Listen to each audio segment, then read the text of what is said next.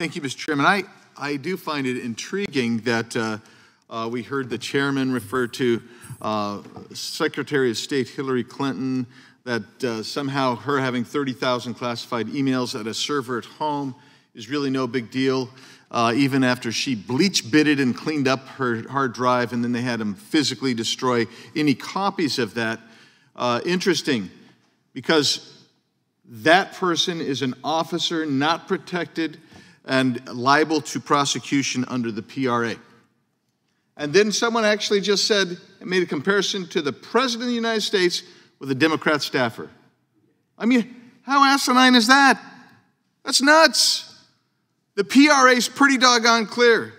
Who does it apply to?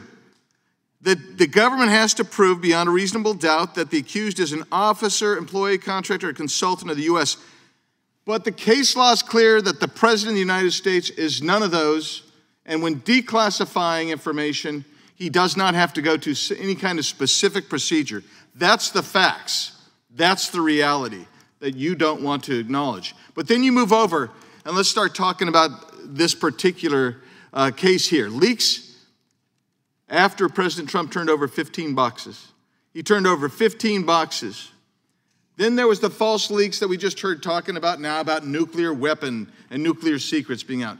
The FBI, more leaks, drip, drip, drip.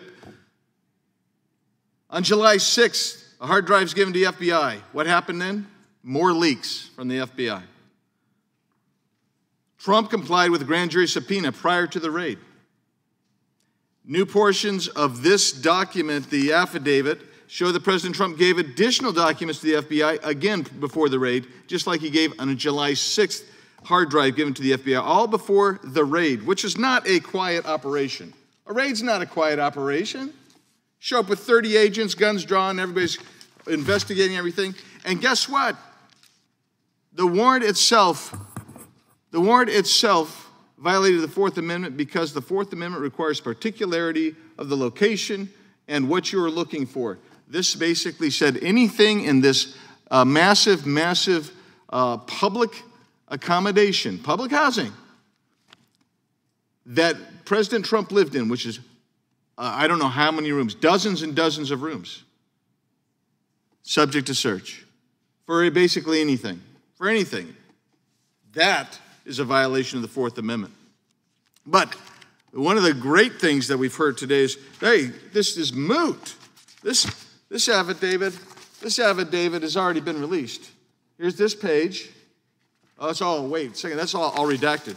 How about this page? Oh, that's redacted. How about this page? Oh, my goodness, that's redacted as well. Let's keep going. Oh, goodness, how about this? Redacted, redacted, redacted, redacted. Oh, it's moot to ask for this. Redacted, redacted. The reality is you don't want the information because the information is going to reveal that the FBI does operate against political opponents, particularly under this administration. You have going back. This is breaking news. I don't know if you've seen it. Maybe you just missed it. This is recently breaking news that the FBI paid for Russian disinformation to frame Trump. That's all over the news. That just came out 2 or 3 days ago during his campaign. They weaponized the federal police bureaucracy in order to go after a political opponent.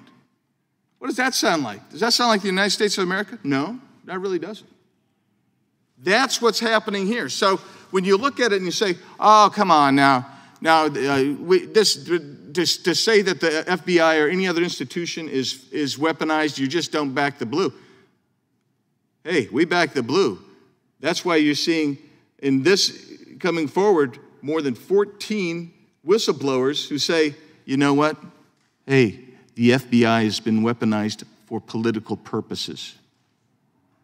You guys don't want to know it on the other side, but I sure would like to know it. I can't wait to hear them. And when we get the gavel back, they'll be in here and they'll be testifying and it'll all come out. You don't want it to come out today. That's why you oppose this resolution. Well, it's going to come out. I'll yield back. Gentleman yields back.